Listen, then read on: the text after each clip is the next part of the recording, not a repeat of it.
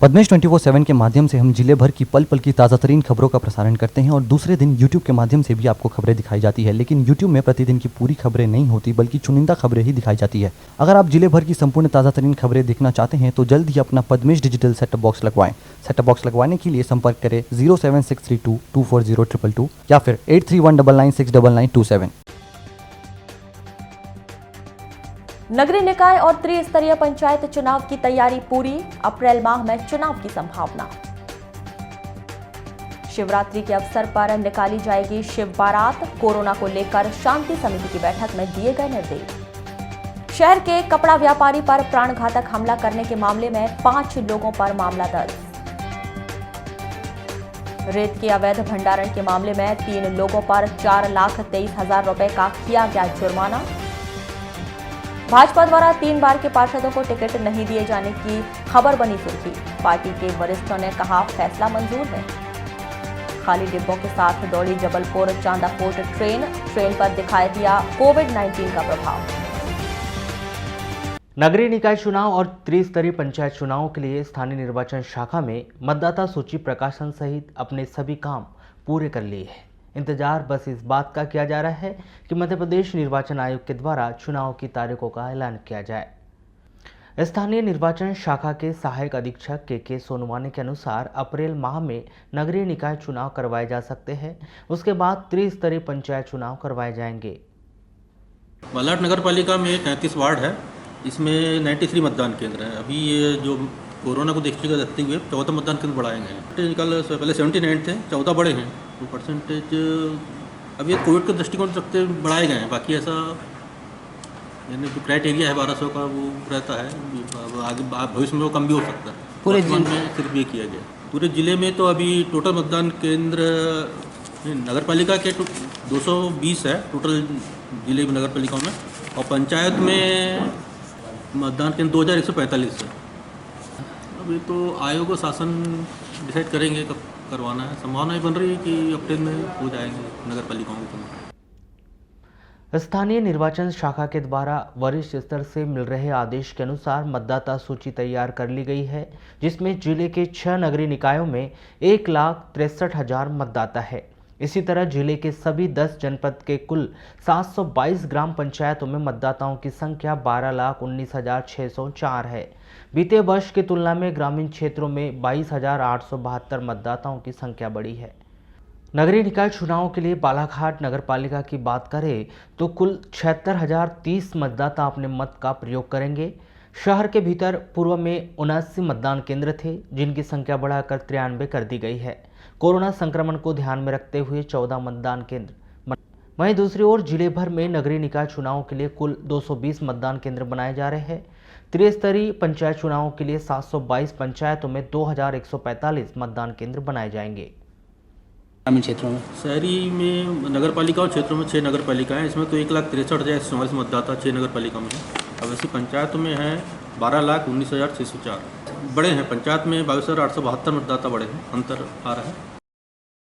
केंद्र सरकार की अति महत्वपूर्ण योजना हर गरीब के सर पर पक्की छत पीएम आवास योजना के लिए ग्रामीण क्षेत्रों में दी जाने वाली राशि 1,50,000 रुपये इस महंगाई के दौर में हितग्राहियों को कम पड़ रही है। लालबरा तहसील के अंतर्गत आने वाली बहरई पंचायत के ग्रामीणों ने सरपंच के साथ मिलकर जन सुनवाई में जिला प्रशासन को परेशानी बताई कि रेत, गिट्टी, सीमेंट, लोहे के दाम बहुत अधिक बढ़ गए हैं। ऐसे में इतनी कम राशि में पीएम आवास का मकान बनाना बेहद ही मुश्किल है। जिला प्रशासन की ओर से रेत के दाम कम कर दिए जाए तो बहुत अधिक सहूलियत होगी।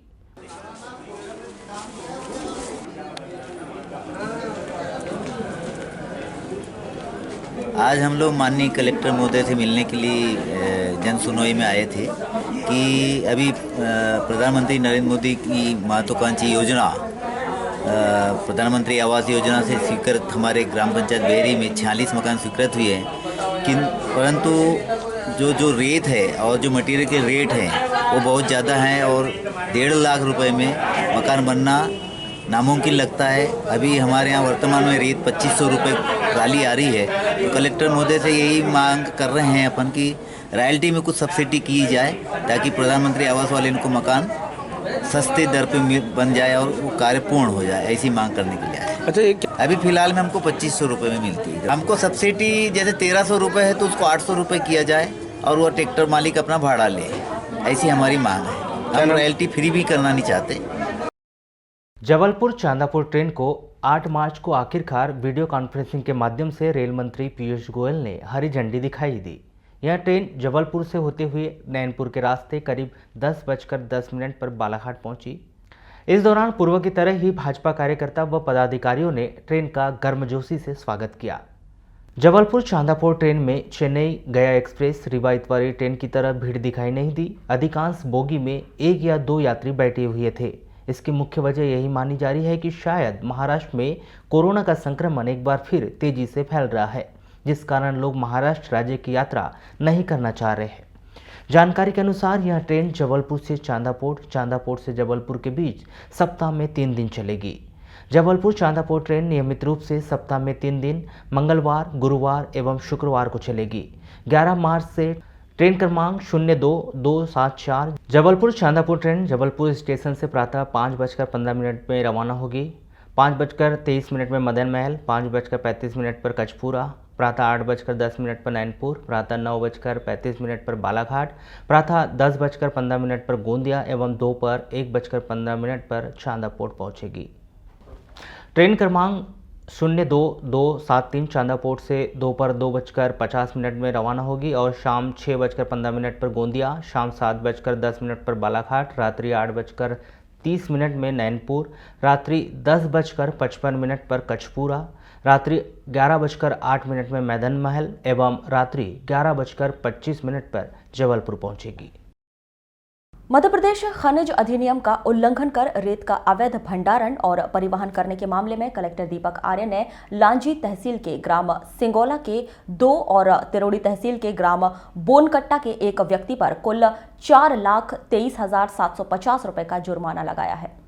ग्राम सिंगोला के निवासी श्रीचंद पिता नीलकंठ द्वारा ग्राम सिंगोला में शासकीय भूमि में 8 ट्रैक्टर ट्रॉली 24 घन मीटर रेत का भंडारण करके रखा गया था। इसी तरह ग्राम सिंगोला के ही डूडेश्वर पिता जयपाल द्वारा शासकीय भूमि में 5 ट्रैक्टर ट्रॉली 15 घन मीटर रेत का भंडारण करके रखा गया था। लांजी तहसीलदार द्वारा रेत के इस अवैध भंडारण के मामले में रेत को जब्त कर कार्यवाही के लिए प्रकरण जिला खनिज अधिकारी को सौंप दिया गया था। तिरोड़ी तहसीलदार द्वारा ग्राम बोनकट्टा में गुरुदेव पिता रूपचंद पुष्पतोड़े द्वारा अवैध रूप से भंडारित 30 घन मीटर रेत को जब्त कर कार्यवाही के लिए प्रकरण जिला खनिज अधिकारी को सौंपा गया था। हट्टा पुलिस ने बीती रात किरनापुर रोड धारापुरी के पास 18 कार्टून देशी शराब से भरी एक इंडिगो कार जब्त की और इस देसी शराब का अवैध रूप से परिवहन करने के आरोप में इस इंडिगो कार के चालक को गिरफ्तार किया। पुलिस की इस कार्रवाई के दौरान इंडिगो कार में सवार एक व्यक्ति पुलिस को चकमा देकर फरार हो गया। इंडिगो कार से जब्त 18 कार्टून देसी शराब की कीमत 78,500 रुपए बताई गई है। गिरफ्तार इंडिगो कार चालक संदीप पिता नेतलाल टेम्भरे 25 वर्ष ग्राम चारगांव थाना रावणबाड़ी जिला गोंदिया निवासी है, जिसे न्यायिक अभिरक्षा में जिला जेल भिजवा दिया गया है। फरार आरोपी धर्मेंद्र बीरनबार की तलाश की जा रही है। नगर के इतवारी बाजार में रेडीमेड गारमेंट संघ बालाघाट के अध्यक्ष अनिल शर्मा पर प्राणघातक हमला करने के मामले में कोतवाली पुलिस ने आरोपी चट्टू गनी सहित 5 आरोपियों के खिलाफ अपराध दर्ज कर विवेचना शुरू की है। 7 मार्च को दोपहर 2 बजे इस घटना को अंजाम देने के बाद सभी आरोपी फरार हैं, जिनकी तलाश की जा रही है। बता दें कि अनिल शर्मा 50 वर्ष इतवारी बाजार वार्ड नंबर 6 के निवासी की बालाघाट मेन रोड स्थित बाहुबली होटल के पास रेडीमेड कपड़े की दुकान है। 7 मार्च को 2 बजे अनिल शर्मा अपने घर से दुकान के लिए जा रहे थे, तभी इतवारी बाजार दादाबाड़ी स्कूल के पास चट्टू गनी और उसके साथ अन्य 4 लोगों ने अनिल शर्मा का रास्ता रोका और जान से मारने की धमकी देकर तलवार और लोहे की रॉड से हमला कर दिया, जिससे अनिल शर्मा के सिर के बाएं तरफ तलवार और रॉड से चोटें आईं। अनिल शर्मा बदहवास हो गए। होश में आने पर उनके पास रखे 48,000 रुपए और गले में सोने की चेन नहीं थी। वहीं उनका मोबाइल टूट गया था। घायल अनिल शर्मा को उनके भांजे अमित शर्मा ने जिला अस्पताल लाकर भर्ती किया था। यह घटना पूर्व रंजिश के चलते हुई थी। कोतवाली पुलिस ने अनिल शर्मा द्वारा की गई लिखित शिकायत पर कोतवाली पुलिस ने चट्टू गनी और उसके अन्य 4 साथियों के खिलाफ धारा 147, 148, 149, 294, 323, 341, 407, 506B भारतीय दंड विधान के तहत अपराध दर्ज कर विवेचना शुरू की है। घटना के दौरान सभी आरोपी फरार बताए गए हैं, जिनकी तलाश की जा रही है।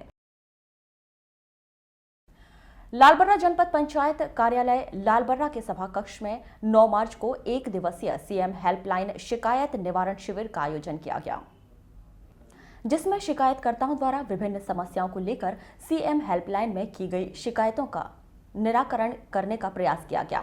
इस शिविर में मुख्यमंत्री हेल्पलाइन पोर्टल 181 पर दर्ज कुल 32 शिकायतों पर समाधान करने का प्रयास किया गया, लेकिन शिविर में 20 शिकायतकर्ता ही उपस्थित हुए, जिसमें 6 शिकायतकर्ताओं की समस्याओं के निराकरण होने पर 6 शिकायतों को बंद किया गया।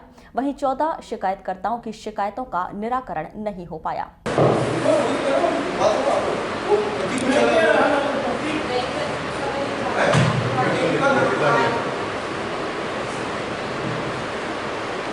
आज की बैठक ये सीएम हेल्पलाइन के निराकरण के संबंध में रखी गई थी जिला मैम के द्वारा।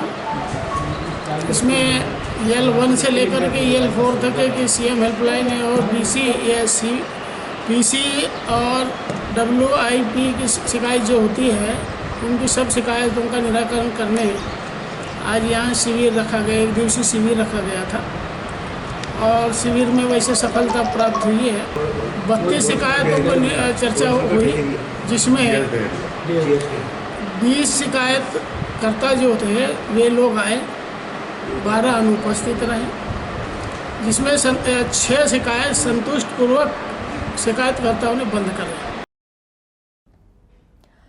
प्रतिवर्ष के अनुसार इस वर्ष भी शिव भक्तों द्वारा महाशिवरात्रि के 1 दिन पहले शिव बारात निकाली जाएगी, जो शहर के प्रमुख मार्गों से होते हुए शंकर घाट भगवान शंकर के मंदिर पहुंचेगी, जहां विभिन्न धार्मिक कार्यक्रमों का आयोजन किया जाएगा। शिव बारात में देश की अलग अलग संस्कृतियों के रंग झांकियों के रूप में नजर आएंगे। 10 मार्च को निकाली जाने वाली शिव बारात को लेकर शिव भक्त समाज सेवी संयोग कोचर ने विस्तार से जानकारी दी। कुछ शिव बारात है, ये हमारा 19वां वर्ष है।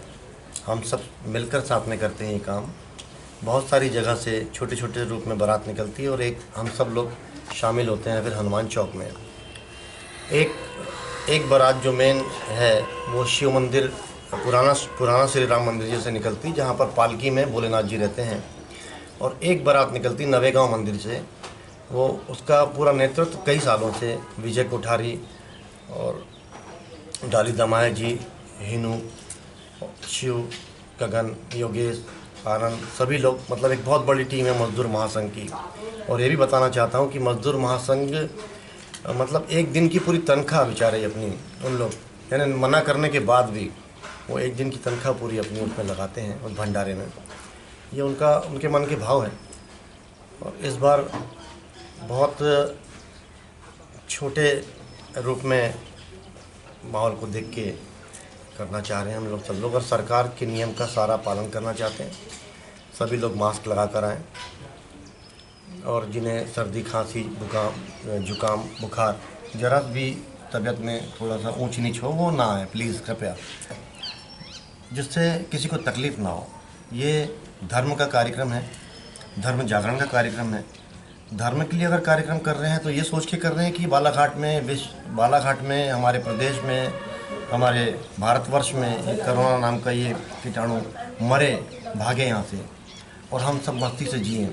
उसके पीछे कारण यही है। अगर हम गाइडलाइन का प्रयोग नहीं करेंगे और किसी को कोई दिक्कत हो गई तो हम लोगों को बहुत तकलीफ हो जाएगी, हम सबको। शहर के भटेरा चौकी क्षेत्र में एक सूने मकान में चोरी हो गई। यह घटना उस समय हुई जब मकान मालिक घरेलू काम से शहर के बाहर गए हुए थे।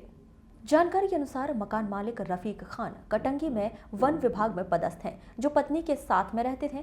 5 मार्च को ही रफीक खान पत्नी के साथ कटंगी गए थे। 9 मार्च की शाम 7:30 बजे श्री खान अपने घर भटेरा चौकी पहुंचे थे। तब उन्होंने अपने घर के सामने का दरवाजे का ताला टूटा पाया। घर के अंदर 2 कमरों में सामान बिखरे पड़े हुए थे, वहीं अलमारी खुली हुई थी, जिसमें रखे सोना चांदी के जेवरात, नकदी करीब 50,000 रुपए नहीं थे। जिन्हें अज्ञात चोर मकान के दरवाजे का ताला तोड़कर चोरी करके ले गए थे। सूचना मिलते ही कोतवाली पुलिस ने जांच पड़ताल शुरू की है। ये एक्चुअल क्या हुआ सर, मेरी जॉब है कटंगी में।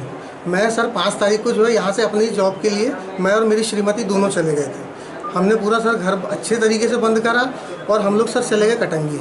अब सर आज जो है मैं वहाँ से छुट्टी लेकर के आवेदन दे करके मैं अपना कल का त्यौहार करने, सर हमारा अभी जो महीना चल रहा है उसमें सर हम त्यौहार करते हैं, तो उस कारण से सर मैं छुट्टी लेकर के कल त्यौहार करने के लिए मैं यहाँ घर आया। तो मैंने सर गाड़ी खड़ी करा सामने में और जैसे ही देखा सर तो हमारा सामने का गेट में ताला लगा हुआ था। हमने उसको खोला और जैसे ही ये डोर में आए सर हम लोग, ये डोर हमारी फ्रंट की है, इसको जैसे ही हमने देखा तो ये अंदर से सर हमारी जो एल्युमिनियम वाली जो है दरवाज़ा वो अंदर से बंद है। उसके बाद सर हमारी श्रीमती ने जब उसको जैसे ही खोलने की कोशिश की तो वो अंदर से लॉक पाया। तो मैंने उनसे पूछा, मैंने कहा क्यों यार दरवाज़ा क्यों नहीं खोल रही है? तो बोले नहीं ये तो अंदर से है। मैंने कहा अंदर से कैसे लगेगा? फिर सर हमने जब वहाँ से मोबाइल से अंदर देखा हमारी मेन डोर पे तो उसकी सर कुंडी टूटी हुई थी। तो फिर हमने उसको लात मार करके वो वाली डोर को उसको हमने खोला। फिर जैसे ही ये तो टूटी हुई थी। फिर जैसे ही हम अंदर आए तो सर हमारी इधर की अलमारी और इधर की अलमारी सर कम से कम हमारा फिर भी 40,000 रुपये। कितने कमरे से? ये सर 2 कमरे हमारे, 2 कमरे, एक फ्रंट वाला सर मम्मी का है और दूसरा वाला फिर हमारा है। हॉल, ये सर हॉल है। उसके बाद क्या चोरी? भारतीय जनता पार्टी द्वारा नगरीय निकाय चुनाव में युवा चेहरों को मैदान में उतारने की रणनीति बनाते हुए बीते 3 बार के पार्षदों को टिकट नहीं देने की योजना बनाई जा रही है। हालांकि यह खबर मीडिया के माध्यम से भाजपा कार्यकर्ता और पूर्व पार्षदों के पास पहुंच रही है। उन्हें भी पार्टी के आधिकारिक आदेश का इंतजार है। इस विषय पर जब हमने भारतीय जनता पार्टी के वरिष्ठ पार्षदों से चर्चा की जो लगातार निर्वाचित होकर नगर पालिका जा रहे हैं, तो उन्होंने पार्टी के इस फैसले का स्वागत किया और कहा कि पार्टी जो भी फैसला करेगी उन्हें सब मंजूर है। हालांकि उन्होंने यह बात भी कही कि उन्हें यह खबर केवल मीडिया के माध्यम से मिली है, अभी पार्टी स्तर से पत्र आना बाकी है। पार्टी चाहती है कि युवा वर्ग सामने आए और जिसे 3 बार मौका मिल गया है, तो पार्टी की हमारी सोच भी यह है कि नए नए लोग पार्टी में जुड़े और उसको दृष्टिगत रखते हुए पार्टी ने निर्णय लिया हो तो कुछ अच्छी निर्णय लिया होगा। निर्णय तो देखो ये पेपर में दिया है, संगठन के माध्यम से ऐसा कोई निर्णय तो नहीं आया। मैं भी सुबह पेपर ही पढ़ा था, वो पेपर के माध्यम से ही आपको मैं जवाब दे रहा हूँ। हम भारतीय जनता पार्टी के कार्यकर्ता हैं और हमारे यहाँ जैसा कि कई बार सुनने में आता है, निर्णय यह होता है कि पार्टी का अगर चुनाव है तो चुनाव में जीतने वाला कौन चेहरा है, जीतने वालों को महत्व दिया जाता है। उम्र का या 1 बार 2 बार 3 बार ऐसा कोई निर्णय नहीं होता, क्योंकि पार्टी चुनाव लड़ाती है चुनाव जीतने वालों को, और जीतने वालों के लिए ही। फिर ऐसा उम्र का नहीं तो न, हमारे यहाँ तो 5-5 बार के विधायक भी रह चुके हैं, 7 बार के विधायक हैं, 5 बार के सांसद हैं, 7 बार के, क्योंकि वरिष्ठों की भी आवश्यकता होती है। और अगर पार्टी ऐसा सोचती है तो अच्छा ही सोचेगी।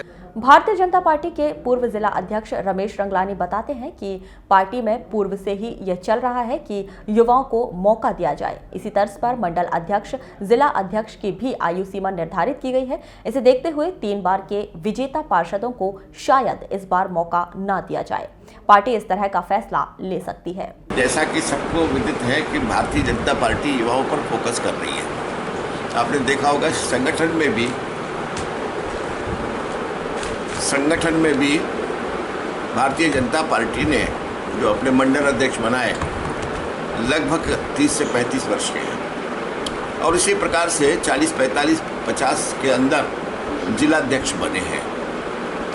तो उसी प्रकार से ये पार्षद भी एक तो नौजवानों को सामने करना, और जो 3 बार के पार्षद हो गए। दिल्ली में आपने देखा होगा कि दिल्ली में पूरे जितने पार्षद थे वो सबको बदल दिया गया। और भारतीय जनता पार्टी का हमेशा ये रहा है कि नए लोगों को चांस मिलना चाहिए। जब 3 बार का पार्षद हो जाएगा तो निश्चित ही जो उनकी वेटिंग में होंगे वो बेचारे उतावले तो होंगे कि हमारा नंबर कब लगेगा। इसलिए बहुत अच्छा, मैं इसका स्वागत करता हूँ।